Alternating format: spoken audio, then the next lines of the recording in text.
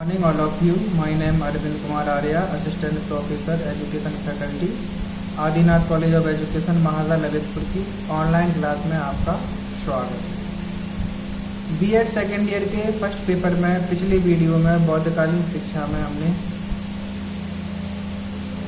शिक्षा का अर्थ, संरचना, पाठ्यचर्या, शिक्षण विधियों के बारे में जाना था। इसी के आगे नेक्स्ट जानेंगे शिक्षा के अनुशासन के बारे में। तो अनुशासन मठों और विहारों में जो शिक्षक और छात्र रहते थे, शिक्षक को उपाध्याय बोलते थे और छात्र को श्रमण या सामनेर बोलते थे। श्रमण या सामनेर बोलते थे। तो जो श्रमण थे, श्रमण को अनुशासन में रहने के लिए 10 नियमों का पालन करना पड़ता था, जो पिछली वीडियो में हम बता चुके हैं। 10 नियमों का पालन करना पड़ता था। और जो उपाध्याय थे, शिक्षक थे, उनको 10 नियमों के साथ प्लस 8 नियम और थे, टोटल 18 नियमों का पालन करना पड़ता था। इसके बाद हर मास में, मास मतलब महीने में 2 मीटिंग होती थी, जहाँ पे शिक्षक और छात्र, उपाध्याय और श्रमण दोनों एकत्रित होते थे। एकत्रित होने के बाद आत्मचिंतन करते थे, अवलोकन करते थे और जो भी कमियां थी, जो भी खामियां थी, या शिक्षक हो या छात्र हो, उनको बताया जाता था और फिर उनको फॉलो किया जाता था। तो इस प्रकार से शिक्षक और छात्र श्रमण और सामनेर अनुशासन में रहते थे। ये हो गया बौद्धकालीन शिक्षा का अनुशासन। इसके बाद आता है शिक्षक। शिक्षक को उपाध्याय कहते थे। मठों और विहारों में शिक्षा देने वाले को शिक्षक या उपाध्याय कहते थे, या उसको भिक्षु शिक्षा के बाद सर्वप्रथम शिक्षक जो होता था, शिक्षक उच्च शिक्षा के बाद भिक्षु शिक्षा प्राप्त करता था, 8 वर्ष की शिक्षा प्राप्त करता था, उसी को शिक्षक कहा जाता था। जो भिक्षु शिक्षा प्राप्त कर लेता था उच्च शिक्षा के बाद, उसको शिक्षक कहा जाता था। शिक्षक मठों और विहारों के नियमों का कठोरता से पालन करता था।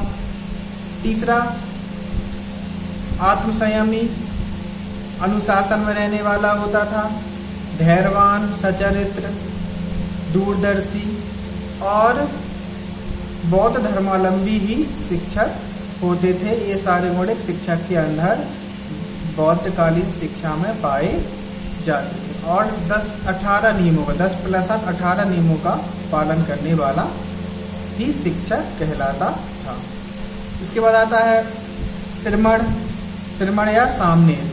तो मठों और विहारों में शिक्षा प्राप्त करने वाले को श्रमण कहते थे। श्रमण जो है, प्रव्रज्या संस्कार के बाद जो गुरुकुलों में बच्चे आते थे और जो 10 नियम थे, 10 नियमों का पालन करते थे, उन्हीं को श्रमण कहते थे। ये सचरित्र होते थे, ब्रह्मचर्य व्रत का पालन करने वाले, गुरु की आज्ञा का पालन करने वाले, ज्ञान के पिपासु, आज्ञाकारी, विभिन्न गुण बौद्धकालीन शिक्षा में छात्रों के अंदर पाए जाते थे।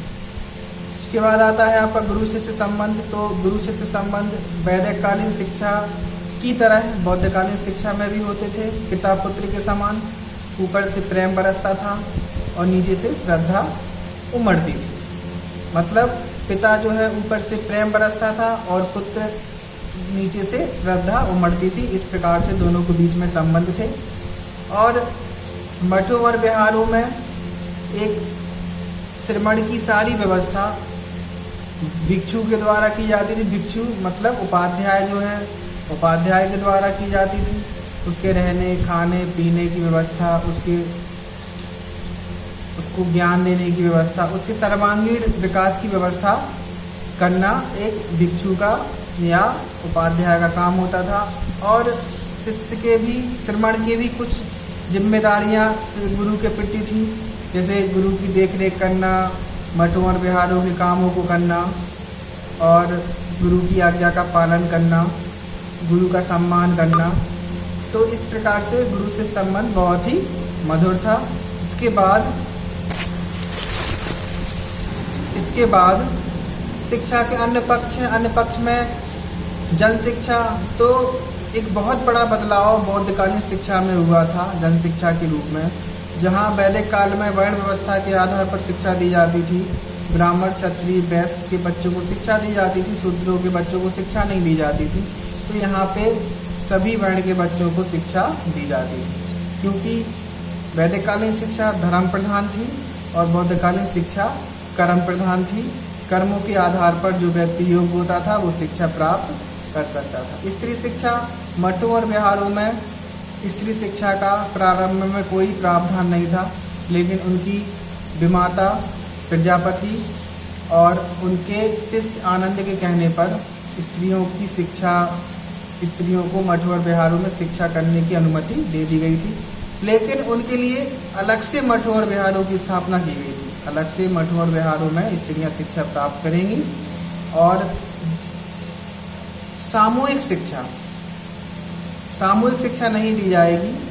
उनके लिए अलग से मठों और विहारों की स्थापना की जाएगी। और बौद्धकालीन शिक्षा में विभिन्न विदुषियों के नाम आते हैं जो बहुत ही प्रसिद्ध हैं।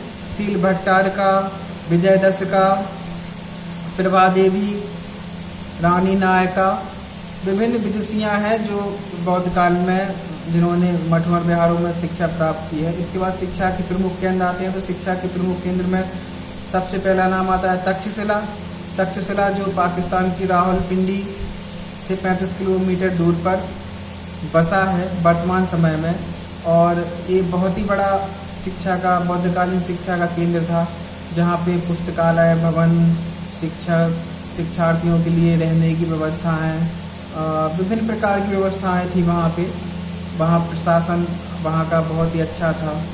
और इस प्रकार से नालंदा विश्वविद्यालय हो गया। नालंदा विश्वविद्यालय भी सबसे प्रमुख केंद्रों में बौद्धकालीन शिक्षा के नालंदा का नाम आता है, जो बिहार के पटना नगर से 75 किलोमीटर दूर पर स्थित है। वहाँ पर भी सारी सुविधाएं थी। शिक्षा का पाठ्य पुस्तकें, लाइब्रेरी, शिक्षण विधियाँ, अनुशासन वहाँ के सारे व्यवस्थित थे और इस प्रकार से शिक्षा के प्रमुख केंद्र थे। इसके आगे हम नेक्स्ट वीडियो में बौद्धकालीन शिक्षा के गुण, दोष और आधुनिक शिक्षा पर प्रभाव पड़ेंगे। आज की वीडियो में इतना ही। नमस्ते, खुश रहें, मस्त रहें, स्वस्थ रहें।